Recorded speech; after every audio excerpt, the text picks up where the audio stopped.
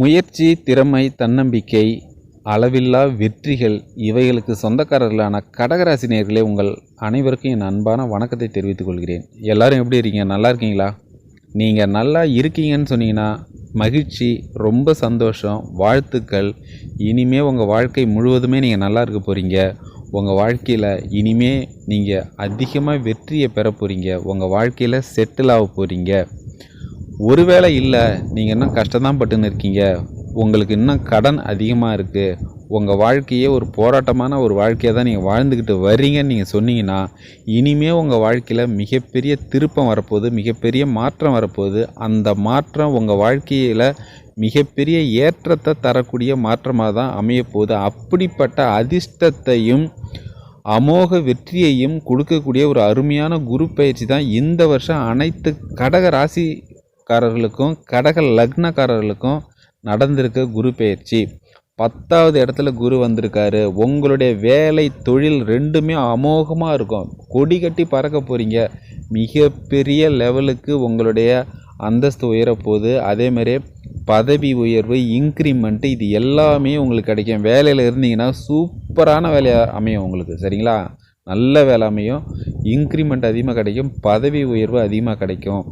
அதாவது இந்த குரு பயிற்சி நீங்கள் நல்ல முறையில் யூஸ் பண்ணிக்கிட்டிங்கன்னா உங்கள் வாழ்க்கையில் நீங்கள் பார்க்காத பணத்தையும் சேர்க்காத செல்வத்தையும் செல்வ செழிப்புடையும் வாழ்க்கையில் அட்டகாசமாக இருக்க போகிறீங்க. கொடி கட்டி பறக்க போகிறீங்க. சூப்பராக இருக்க போகிறீங்க. தூள் கிளப்ப போகிறீங்க. மங்களகரமாக இருக்க போகிறீங்க. மகிழ்ச்சியாக இருக்க போகிறீங்க. சிரிச்சுக்கிட்டே இருக்க போகிறீங்க. மிகப்பெரிய கோடீஸ்வர யோகத்தை பெற போகிறீங்க. அப்படிப்பட்ட அதிர்ஷ்டத்தையும் அமோக வெற்றியையும் தரக்கூடிய ஒரு குரு பயிற்சி தான் அத்தனை கடக ராசிக்காரர்களுக்கும் கடக லக்னக்காரர்களுக்கும் நடந்திருக்க குரு பயிற்சி. அதை பற்றி தான் இன்றைய பதிவில் நம்ம விளக்கமாகவும் விரிவாகவும் பார்க்க இருக்கிறோம். அதுக்கு முன்னால் நீங்கள் நம்ம சேனலை சப்ஸ்கிரைப் பண்ணலாம், மறக்காமல் சப்ஸ்கிரைப் பண்ணிக்கோங்க. பக்கத்தில் ஒரு பெல் சிம்பிள் வரும், அதையும் கிளிக் பண்ணிவிட்டு நம்ம வீடியோக்கும் ஒரு லைக் ஒன்று கொடுத்துருங்க. சரிங்களா? அதாவது முதல்ல ஒரு உதாரணத்தோடு நான் ஆரம்பிக்கிறேன். சரிங்களா? முதல்ல நம்பிக்கை நீங்கள் நல்லா வருவீங்க, நீங்கள் வெற்றி பெற போகிறீங்க, வாழ்க்கையில் மிகப்பெரிய கோடீஸ்வரனாக வரப்போகிறீங்க அப்படின்ற நம்பிக்கை முதல்ல உங்களுக்கு வரணும். சரிங்களா? நான் உங்களோட திறமையை பற்றி எனக்கு தெரியும். கடக ராசிக்காரங்களும் சரி, கடக லக்னக்காரங்களுக்கும் சரி, மிகப்பெரிய திறமைசாலிங்க. உங்களை மாதிரி அந்த புத்தி கூர்மைன்னு சொல்லுவாங்க இல்லையா, அது வேறு யாருக்கும் கிடையாது. அந்த அளவுக்கு புத்தி கூர்மை, ஐடியா பண்ணுறது, பிளான் பண்ணுறது எல்லாமே பக்காவாக பண்ணி அதில் ஜெயிப்பீங்க நீங்கள். சரிங்களா? அந்த மாதிரி அந்த சாமர்த்தியம் வேறு யாருக்குமே கிடையாது. கடக ராசிக்காரங்களும் சரி, கடக லக்னக்காரங்களும் சரி, பிளான் பண்ணி கரெக்டாக ஜெயிப்பீங்க. எல்லா விஷயத்தையும் நீங்கள் ஜெயிப்பீங்க. அப்படிப்பட்ட ஒரு மிகப்பெரிய திறமைசாலி, அறிவாளி கடகராசிக்காரங்க. அதுக்கு முதல்ல உங்களை நீங்கள் நம்பணும். சரிங்களா? ஒரு உதாரணத்தோடு நான் ஆரம்பிக்கிறேன். 2 ஃப்ரெண்ட்ஸுங்க இருந்தாங்க. 2 ஃப்ரெண்ட்ஸுங்களுக்கும் என்ன ஆசைனா, வாழ்க்கையில் பெரிய ஆளாகணும், மிகப்பெரிய கோடீஸ்வரன் ஆகணும், அந்த ரவுண்டுக்கே அவங்க தான் பணக்காரங்களாகணும் அப்படின்னு ஒரு ஆசை. ஆனால் 2 பேரும் ஏழைங்க தான். சரிங்களா? 2 பேரும் ஒரு நாள் அப்படியே ரோட்டில் நடந்து போயிட்டு இருந்தாங்க. அப்போ ஒரு மரத்தடியில் ஒரு வயசான துறவி ஒருத்தர் உட்காந்துருந்தார். உட்காந்துருக்கும்போது இவர் போய், ஐயா துறவியா, அந்த மாதிரி எங்கள் வாழ்க்கையில் நாங்கள் பெரிய ஆளாக மாறணும்னு நாங்கள் நினைக்கிறோம். நாங்கள் பெரிய பணக்காரங்களாக மாறணும், இந்த ரவுண்டிலே யாரும் இல்லாத அளவுக்கு நாங்கள் பெரிய பணக்காரங்களாக இருக்கணும், நாங்கள் என்ன சொல்கிறது, பெரிய கோடீஸ்வரன் ஆகணும்னு நாங்கள் நினைக்கிறோம். சரிங்களா? நாங்கள் நினச்சதை செய்கிற மாதிரி எங்களுக்கு பணபலம் வரணும், அந்த அளவுக்கு நாங்கள் ரொம்ப பெரிய ஆளாக வரணும்னு நாங்கள் நினைக்கிறோம். அதுக்கு நாங்கள் என்ன பண்ணோம், நீங்கள் தான் அதுக்கு ஒரு எங்களுக்கு அருள் புரியணும் அப்படின்னு சொல்கிறாங்க, ஒரு யோசனை சொல்லணும் அப்படின்னு இந்த 2 பேரும் கேட்குறாங்க. அப்போ அதுக்கு அவர் என்ன சொல்கிறாரு அப்படின்னா, இப்படியே போனீங்கன்னா ஒரு 7 மலை இருக்கும். சரிங்களா? அந்த 7 மலையை நீங்கள் கடந்து போனீங்கன்னா அந்த 7வது மலை முடிகிற இடத்துல ஒரு பெரிய கல் இருக்கும். அந்த கல்லுக்கு கீழே ஒரு மிகப்பெரிய தங்க புதையல் இருக்குது. சரிங்களா? அந்த 7வது மலையோட முடிவில், சரிங்களா, ஒரு மிகப்பெரிய அதாவது ஒரு பாறை இருக்குது. அந்த பாறைக்கு கீழே பெரிய தங்க புதையல் இருக்குது. அதை நீங்கள் எடுத்துக்கிட்டிங்கன்னா இந்த ரவுண்டிலே, இந்த ஜில்லாவிலே யாருமே இல்லாத அளவுக்கு நீங்கள் தான் பெரிய பணக்காரங்க. நீங்கள் என்ன நினைக்கிறீங்களோ அதை நீங்கள் செய்ய முடியும். அந்த அளவுக்கு பெரிய கோடீஸ்வரன் ஆயிடலாம். யாருமே நினச்சி பார்க்க முடியாத அளவுக்கு மிகப்பெரிய பணக்காரங்களாயிடலாம் அப்படின்னு அவர் சொல்கிறார். இந்த 2 பேரும் ரொம்ப சந்தோஷமாகி போச்சு. சரின்ட்டு 2 பேரும் உடனே வீட்டுக்கு போயிட்டு கட்டு சோறை கட்டிக்கிட்டு கிளம்புறாங்க. கிளம்பி போனால் தண்ணி கட்டு சோறுலாம் கட்டிக்கிட்டானா, ஒரு 2 நாளைக்கு தேவையான சாப்பாடெல்லாம் கட்டிக்கிட்டு அப்புறம் போகும்போது பார்த்துக்கலான்னா சரின்ட்டு போகிறாங்க. அதாவது ஒரு மலையை ஏறுறதுக்கு 3 நாள் ஆச்சு. 2வது மலை ஏறுறதுக்கு அது இன்னும் ஒரு 3 நாள் ஆச்சு. மொத்தம் 6 நாள் ஆச்சா. அந்த மலையில் ஏறும்போதே ஒரு ஃப்ரெண்டு என்ன சொல்லிட்டான், டேய் அவர் ஏதாவது சொல்லிட்டு போயிடுறாரு, அவர் யாருன்னே தெரியாது, அதை நம்பியடா நம்மள இதெல்லாம் ஏறுறது ரொம்ப கஷ்டமாக இருக்கடான்னு மலையிலே அவன் சொல்லிட்டான் ஒரு ஃப்ரெண்டு. அதுக்கு இன்னொருத்தன் என்ன சொன்னான், இல்லைடா நம்ம போய் தான் பார்ப்போம், நம்மளாம் அதுக்காக நம்ம முடிஞ்சால் முயற்சி பண்ணி பார்ப்போம்டா, நம்ம எப்படியோ போய் அவர் சொல்லிட்டு காரில் போய் பார்ப்போம் அப்படின்ட்டு சொல்கிறான் இன்னொரு ஃப்ரெண்டு. சரின்ட்டு போகிறானோ, 2 மலையை தாண்டானோ, 2 பேருமே சோர்வாயிட்டானோ. 3வது மலையில் பாதி ஏறானோ முடியல. அப்புறம் என்ன சொல்லிட்டான், ஐயோ நம்ம ஏதோ தப்பு பண்ணிட்டோம், யாரோ ஒருத்தர் சொல்லிட்டாருன்னு சொல்லிட்டு அவர் பேச்சை கட்டுன்னு நம்ம மட்டும் ரிஸ்க் எடுத்து கிடக்குறோம், சாப்பாடும் இல்லை ஒன்றும் இல்லை, இதுக்கு மேலே நம்மளால் முடியாத வாடா போகணும். அந்த இன்னொருத்தன் சொன்னான் பார்த்தீங்களா, நம்ம ஏறி பார்ப்போம்னா, அவனே சொல்லிட்டான் நம்ம திரும்ப போயிடலாம்டா அப்படின்ட்டு. சரின்ட்டு 2 பேரும் திரும்ப வந்துட்டானோ. வந்தால் அவனுக்கு ரொம்ப பசி தாங்க முடியல 2 பேரும். ஏன்னா அப்புறம் போயிட்டு 2-3 நாளாக பசியோடு வந்திருக்கான்ல. ஒருத்தர் வீட்டில் ஒரு குடிசை வீடு தெரியுது, அந்த வீட்டில் ஐயா கொஞ்சம் சாப்பாடு இருந்தால் கொடுங்க, எங்களால் பசி தாங்க முடியல அப்படின்னு. உடனே அவரும் சாப்பாடு போடுறாரு. சாப்பாடு போட்டு அவனை போய் அந்த களைப்பு தாங்க முடியாது சாப்பிட்டுட்டு ரொம்ப என்ன சொல்கிறது, சாப்பிட்டாலும் அந்த களைப்பு போகாது இல்லையா, அப்படியே உட்காந்துருக்கான் அவனை நிழலில். நீங்களாம் யாருப்பா, எங்கேருந்து வரீங்க, ஏன் ரொம்ப சோர்வாக தெரியுறீங்களா அப்படின்னா அந்த வீட்டுக்காரர் கேட்குறாரு. சாப்பாடு கொடுத்தாருல அவர்.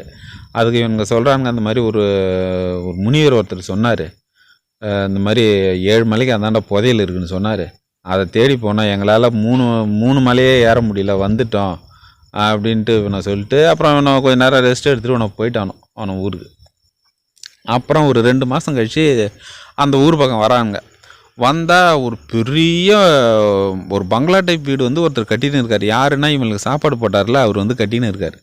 கட்டின்னு இருந்தால் இவனை போய் அவர்கிட்ட, ஐயா நீங்கள் என்ன பெரிய பணக்காரரா, அன்றைக்கி பார்த்தா சாதாரண வீட்டில் இருந்தீங்க, நீங்கள் இவ்வளோ பெரிய வீடு கட்டுறீங்க அப்படின்னு இந்த 2 பேரும் போய் அவர்கிட்ட கேட்குறாங்க. அவர் சொன்னார் அதுக்கு, ஆமாம் நான் இப்போ பணக்காரன் தான், இந்த ரவுண்டுக்கே நான் தான் பணக்காரன், இந்த பகுதியில் யாரும் என் அளவுக்கு பணம் கிடையாது, அவ்வளோ பெரிய பணக்காரன், நான் நினச்சா எதை வேணாலும் வாங்கலாம், அந்த அளவுக்கு என்கிட்ட பணம் இருக்குது, எப்படி ஐயான்னு உன்னை கேட்டுக்கணும், நீங்கள் சொன்னீங்க இல்லையா புதையில, நான் அந்த 7 மலையும் தாண்டி போய் பார்த்தேன், அந்த இடத்துல இருந்தது, அதை எடுத்தாந்து வச்சுருக்கேன், இப்போ நான் மிகப்பெரிய கோடீஸ்வரன் ஆகிட்டேன், நான் நினச்சேன்னா என்ன வேணாலும் பண்ணலாம், அந்த அளவுக்கு இந்த பகுதியிலே சுற்றுப்பட்டு 100 கிலோமீட்டரில் என் அளவுக்கு யாரும் பணம் அங்கே கிடையாது, அந்த அளவுக்கு நான் பெரிய கோடீஸ்வரன் அப்படின்னு அவர் சொன்னார். அப்போ தான் அந்த 2 பேரும், ஐயோ நம்ம போய் அதை எடுக்காத விட்டுட்டோமே, கஷ்டம்தான் சரிங்களா, அதாவது புதையல் எடுக்கிறது கஷ்டம்தான், பட் அதுக்கு அந்த கஷ்டப்பட்டால் தான் அந்த புதையலை நம்ம பார்க்க முடியும் சரிங்களா, எடுக்க முடியும். அந்த மாதிரி உங்களுடைய இலக்கு எல்லாமே மிகப்பெரிய கோடீஸ்வரன் ஆகணும், மிகப்பெரிய லெவலில் வளரணும் அப்படின்னு ஒரு இலக்கு இருந்தாலும் அது சாதா விஷயங்கள் மாரி முடியாத விஷயமும் கிடையாது சரிங்களா. முயற்சி பண்ணணும், முயற்சி பண்ணி ஒன்ஸ் அதை நீங்கள் அச்சீவ் பண்ணிட்டீங்கன்னு வச்சுக்கலாம், அதுக்கு அடுத்து உங்களுக்கு தோல்வியே கிடையாது, எல்லாமே வெற்றி தான். இன்றைக்கி அவளே தாண்டி அவர் போய் எடுத்துன்னு வந்துட்டார், அது கஷ்டம்தான், ஆனாலும் இதுக்கு மேலே அவருக்கு பண கஷ்டமே வராதில்ல வாழ்க்கையில். அதுதான் முதல்ல உங்களை நீங்கள் நம்பணும் சரிங்களா. இந்த குரு பயிற்சி அனைத்து கடகராசிக்காரர்களுக்கும் ரொம்ப நல்ல குரு பயிற்சி. நீங்கள் நல்லா வளர போகிறீங்க, நல்ல முறையில் வாழ போகிறீங்க, சந்தோஷமாக இருக்க போகிறீங்க. நீங்கள் நினைக்கிறது தான் நீங்கள் எந்த லெவலில் உங்களை உயர்வாக நினைக்கிறீங்களோ அந்த அளவுக்கு நீங்கள் உங்களுடைய அந்தஸ்து உயரும், உங்களுடைய கௌரவம் உயரும், அந்த அளவுக்கு உங்களுடைய தகுதியும் உயரும். இல்லை நம்ம சில பேர் இருப்பாங்க, நம்ம சும்மாப்பா நம்ம அந்த மாதிரிலாம் ஆசை கொள்ளக்கூடாது, நம்ம ஏதோ சாதாரணமாக இருந்துட்டு போனால் சாதாரணமாகவே இருந்துட்டு போக வேண்டியதான். ஒரு உதாரணத்துக்கு நான் நேரில் பார்த்த ஒரு விஷயத்த சொல்கிறேன். ஒரு இன்டர்வியூக்கு போயிருந்தேன், அதாவது சென்னைக்கு போனப்போ சரி ஒரு இன்டர்வியூனால் எப்படி இருக்கும் அப்படின்னு பார்க்குறதுக்கு ஒரு சின்ன கம்பெனி, அது என்னோடய படிப்புக்கும் அதுக்கும் சம்மந்தம் கிடையாது, சும்மா சாதா ஒரு 12வது முடிச்சவங்க கூட வேலை செய்யலாம், அந்த மாதிரி ஒரு கம்பெனிக்கு நான் போயிருந்தேன். ஏன் அளவுக்கு படித்த ஒருத்தரும் அதே கம்பெனிக்கு வந்திருந்தார். அவர்கிட்ட நான் கேட்டேன், சரிங்க நீங்கள் இந்த அளவுக்கு படிச்சிட்டீங்களே, நீங்கள் எதுக்குங்க வந்தீங்க அப்படின்னு நான் கேட்டேன். இந்த வேலைலாம் 12வது முடித்தவங்களே செய்யலாமே, நீங்கள் எதுக்குங்க வந்தீங்க, நீங்கள் இந்த அளவுக்கு படிச்சிட்டீங்களேன்னு நான் கேட்டேன். அதுக்கு அவர் சொன்னார், நம்ம படிப்புக்கு தகுந்த வேலைக்கு நான் போனேன்னா காம்படிஷன் அதிகமாக இருக்கும், அதெல்லாம் கிடைக்காது, அந்த வேலையெல்லாம் செய்ய முடியாது, கஷ்டமாக இருக்கும், அதனால் அதெல்லாம் எனக்கு கிடைக்காது, அந்த நம்பிக்கைலாம் எனக்கு கிடைக்காது, ரொம்ப காம்படிஷன் ஜாஸ்தி, அதனால் அதெல்லாம் இதெல்லாம் முடியாது, அதனால தான் இந்தமாரி வேலையை பார்த்துன்னு போயிடலான்னு பார்க்குறேன் அப்படின்னு அவர் சொன்னார் சரிங்களா. ஒரு 10 வருஷம் கழித்து நான் பஸ்ஸில் போயிட்டுருக்கேன், ஒரு பஸ் ஸ்டாப்பில் அவர் நிற்கிறாரு. அப்போ நான் பார்த்தேன், ரொம்ப சாதாரணமாக தான் இருந்தார் அவர். அதே ஒரு அவருடைய லட்சியத்தெல்லாம் அவர் படித்த லெவலுக்கு அவர் வந்து வேலை வாங்கணும்னு அவர் முயற்சி பண்ணி வேலை செஞ்சார்னா அவர் வந்து நல்ல நிலைமையில் இருந்துப்பார். ரொம்ப சாதாரணமாக தான் அவர் பார்க்கும்போதே தெரியும். சரி ஏதோ ஒரு ஒன்று ஏதோ சின்ன வேலையில் இருக்கணும், இல்லைனா வேலையே இல்லாமல் இருக்கணும், அந்த மாதிரி ரொம்ப எளிமையாக தான் இருந்தார். ஆகவே நம்ம நினைக்கிறது, நம்ம எந்த அளவுக்கு நம்ம வாழ்க்கையை நம்ம மனசை உயர்வாக நினச்சிக்கிறோமோ அந்த அளவுக்கு தான் நம்முடைய வாழ்க்கையும் உயரும். சரிங்களா? எதுக்கு சொல்கிறேன்னா, கடகராசிக்காரங்க ரொம்ப திறமைசாலிங்க. உங்கள் திறமையை பற்றிலாம் எனக்கு சரிங்களா, உங்களால் முடியாதது எதுவுமே கிடையாது. நீங்கள் வந்து திட்டம் போட்டு நீங்கள் வந்து முயற்சி பண்ணிங்கன்னா ஈஸியாக நடக்கும். அது ரொம்ப ஈஸி. அந்த அளவுக்கு கான்சன்ட்ரேஷனும் சரி, அந்த புத்தி கூர்மையும் சரி உங்களை மாதிரி வேறு யாருக்குமே வராது. அப்படிப்பட்ட ஒரு அதிர்ஷ்டமான ராசிக்காரங்க கடகராசிக்காரங்க. இந்த வாய்ப்பை நல்ல முறையில் பயன்படுத்துங்க. அதாவது இந்த வேலையில் செய்கிறவங்களாம் இந்த காலகட்டம் நல்ல முறையில் இன்க்ரிமெண்ட் வரும், அதேமாரி பதவி உயர்வும் வரும். அதே மாதிரி விவசாயம் பண்ணுறவங்களுக்கும் நல்ல லாபம் வரும். பிஸ்னஸ் பண்ணுறவங்களுக்கும் மிகப்பெரிய லாபம் வரும். கோடீஸ்வரனாக ஈஸியாக மாறலாம். சரிங்களா? ஆனால் இன்னொரு விஷயம், வேலையை வந்து தவறான முறையில் யூஸ் பண்ணக்கூடாது இந்த காலத்தில். ஏன்னா 8ல் சனி இருக்கார். வேலையை தவறாக யூஸ் பண்ணக்கூடாது. அரசியல்வாதிங்க, இந்த RTO office, VO office, tahsildar office, traffic police, இவங்க எல்லாமே இந்த காலகட்டத்தில் கடகராசிக்காரங்க லஞ்சம் வாங்கக்கூடாது. லஞ்சம் வாங்கினீங்கன்னா சனி பகவானே கரெக்டாக அந்த வேலைக்கு ஆப்பு வச்சுருவார். சரிங்களா? லஞ்சமே வாங்கக்கூடாது. பாவம் மக்களை போய் அலகழிக்கிறது, மக்களை வந்து என்ன சொல்கிறது, இந்த தாசில்தார் ஆஃபீஸெல்லாம் அப்படியா காசு கொடுத்தா உடனே செஞ்சு கொடுத்துருவாங்க. இல்லைன்னு வச்சுக்கேன், போயிட்டு அடுத்து வாரம் போய் எனக்கு வேலை இருக்குன்றது. அப்புறம் வந்து இந்த டாக்குமெண்ட்லாம் இல்லை, அதெல்லாம் போய் வாங்கின்னு வாங்குறது. அதை வாங்கின்னு வரதுக்கு அவங்க யார்கிட்ட போய் நிற்கணுமோ தெரியல. அவங்க நினச்சாங்கன்னா முடிச்சு கொடுத்துடலாம். சரிங்களா? ஒரு சாதா விவசாயி தான். அவங்க வந்து அவங்க வேலையை போட்டு எவ்வளோ கஷ்டப்பட்டு வந்துட்டு போகிறதுக்கு எவ்வளோ செலவாகுது. அதாவது பணம் கொடுக்கலன்றதுக்காக நீ போயிட்டு அடுத்த வாரம் எனக்கு வேலை இருக்குது, இந்த டாக்குமெண்ட் இல்லை அந்த டாக்குமெண்ட் எடுத்துன்னு இந்த மாதிரி மாத கணக்கில் நடக்க விடுறது. அவங்கள வேலையே அவங்கள வந்து பார்த்தாலே அவங்கள மதிக்கவே, இப்போது வெளியில் பண்ண அவனை கூப்பிட்றான் அப்படின்னு சொல்கிறது, கூப்பிடாமே விடுறது. அப்புறம் வந்து அந்த அரசியல்வாதிங்கன்னா மக்களோட சொத்துக்களை வந்து அபகரிக்கிறது, நில அபகரிப்பு, அந்த மாதிரி.